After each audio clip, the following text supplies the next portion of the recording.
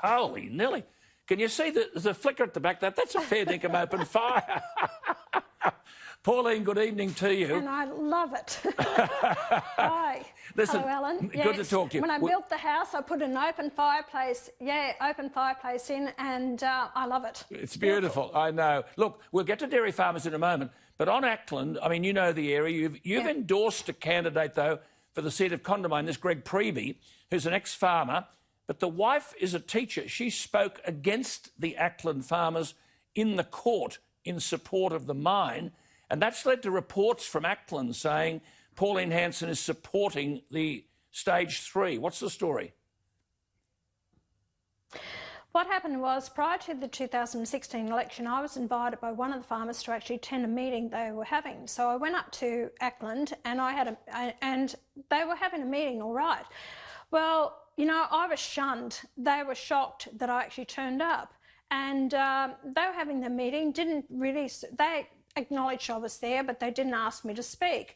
So anyway, they were sort of all over the place. And then I spoke up and I said, listen, you want to deal with this, then I suggest you actually organise a group. This person is a good spokesperson. You then organise a group and you actually go down and speak to the government with regards to it. So they thought, what a great idea. So they did that, and I felt like a shag on a rock. And I said, I'm getting out of here. They were so National Party orientated. So I haven't been involved with them at all since then, the farming group. And you're right, because they raised about the water issues. Yeah. So since then, I haven't had a lot to do with it. I know it's going through the court system. What you raised about the water, about the issues with the dust, that is all very wrong. Pauline, there are people. I know. And they were saying they were losing the water levels. Yeah, I mean, I know that the Plant family, they're living on top of this. I'll tell you another thing about Acland Mine. Yeah. Correct. And I'll tell you another thing. Prior to the election, Acland knew that I wasn't supporting the mine. So anyway, because it was because of these water issues and what you said. Yeah, yeah. So they actually had a meeting with one of my senior staffers, and they actually threatened us. They were bullies. That's right. They said, if you don't actually support the mine, if you don't support the mine, we will actually do a campaign against you. They said, we don't work this way. We work on research, what is factual and what is best for the country and the people. They then did a campaign against us. Well, so Pauline, as far as I'm concerned, they are nothing but bullies. Yeah, quite. Now, see, Pauline, I'm not going to go into this tonight, but rest assured I will later.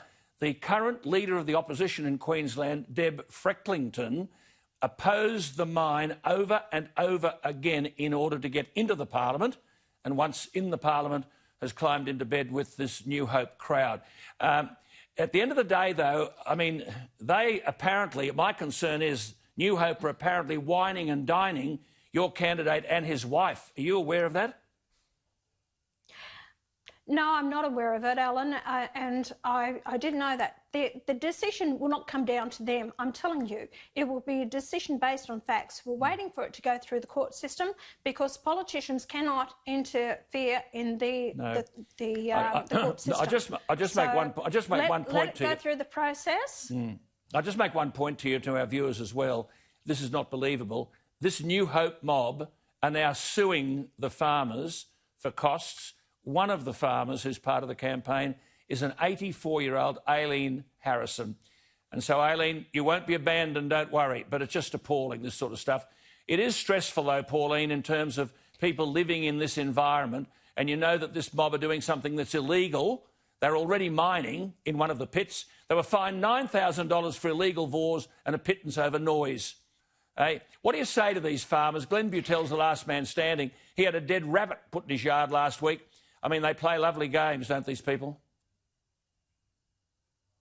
Well, like I said to you, Alan, they are nothing but bullies. They tried to pull that stunt with me. I won't wear it, and I will base my decisions based on fact and what I think is right for the country and the people. Well, let me just say this about Pauline Hanson. The punters out there admire her because she sticks to her guns. She never shies away from a fight, and she speaks for the people who have elected her. She listens. And the manifestation of that listening is always represented in One Nation's policy platform. Now, Pauline, you moved a notice of motion on Tuesday, October 15, 2019. that the federal government, quote, 1, provide immediate additional financial support to dairy farmers who cannot feed their herds. 2, implement all the ACCC recommendations. I won't go into all of this, but this was following an ACCC inquiry into the dairy industry. And 3, regulate the price of milk per litre paid by the processors to dairy farmers to ensure a viable dairy industry. Pauline moved this motion. The Liberal and National Party voted against the motion. Pauline. You are so right, Alan. I am so disgusted with the Liberal National Party. You know, the Nationals go out there and say, oh, we're all for the farmer, the man on the land, the rural and regional areas. Well, that's a load of BS as far as I'm concerned. I've been back in the Parliament for 4 years. I have seen them not stand up and fight for industries, the farming sector. And I'll give you a point. They haven't fought for the dairy farmer. And they actually opposed my bill to give the dairy farmer a fair farm gate price. Yeah. And I forced that to go to an inquiry, and to send an inquiry, which we're going through at the moment.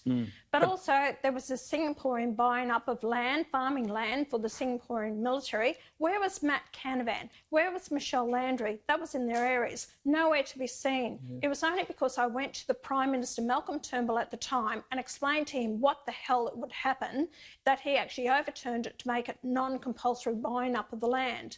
What happened to the cane farmers? Nothing from the National Party. 18 months it sat in the desk of Barnaby Joyce. I was the one that got those cane farmers to speak to the Prime Minister. I dialed him on the phone. I said, here, talk to him. And I said, who is it? I said, it's the Prime Minister, talk to him. And they were shocked. And then finally, I got it. Pauline, and I said, I'm abstaining from voting on the floor of Parliament. I just want to raise this question of the National Party because McCormack's invisible. They don't have an original idea of their own apart from people who aren't in the front bench.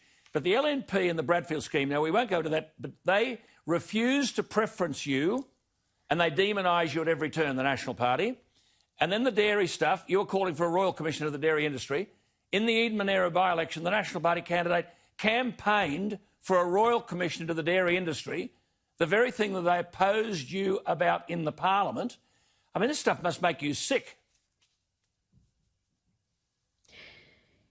I feel for the farming sector in our country, Alan. I just feel they haven't been represented. And I go out there and I fight on these issues for them. I got the code of conduct for the sugarcane industry. And then they turn around, they don't acknowledge, they don't invite us to the meetings. They stick hard and fast with the National Party, who does absolutely nothing for them. Yes. The Colston Lakes, that was another one. I spoke to the Prime Minister about getting the pipeline there. Do you know, after 25 years, I finally got a meeting with the dairy farmers with Matisse Cormann. Well, Pauline, this is what the National Party do. Absolutely stuffle nothing. Don't worry about this. We've just got a map here. This is where the National Party are going. They're not getting any runs by opposing Pauline Hanson on this stuff. The booth of Binalong was a swing away from the National Party. What you see in pink and red are massive swings against the National Party in Eden Monaro on that map. Binalong, the swing away from the Nationals, 15.3%. The booth of Bowning, a swing away from the National Party, 12.6%. The booth of Nimitabel, Blue Ribbon, National Party country, a swing against them, 10.6%. Now, cop this, Merimbula. The Labor Party in the booth of Merimbula, 254 votes. The Liberals, 185 votes. The Nationals, 4. Gets better. The booth of Merimbula Central, National Party, 2 votes. So in the town of Merimbula, they got 6 votes. Why does Michael McCormack even bother? And the Liberals have hitched their wagon to this bloke. Just a quick one on the dairy industry, Pauline. Where do you think we can provide relief for them? We've only got a couple of minutes left. Where can we provide relief for them down the track? I'm going to push my dairy bill because we need to give them the fair farm gate price, and they're only propping it up because they're worried about the export industry and destroying our own domestic industry here. It's a load of garbage what they're telling us. But I'll keep pushing for it, and I will talk to the Prime Minister again, and I will talk to the ministers, and hopefully the National Party will see common sense to prop up our dairy industry. Well, Pauline, I'll leave you with one thought. I bought a 330ml bottle of water yesterday for $6.50. That means a litre of water would be $19.50. There's your price for a litre of milk $1.29, both the same, Woolworths and Coles. A litre of milk, $1.29. A litre of water, $16.50. And there are dairy farmers where the farm gate price doesn't meet the cost of production. Thank you for what you do. I'll let you go back to enjoy the fire, and no doubt a little tipple as well. Is it red or white? Red or white? It's red. Oh, and fresh. You Thanks, are a snob, Pauline Hanson. Thank you for your time. See you again soon. There she is, Pauline Hanson.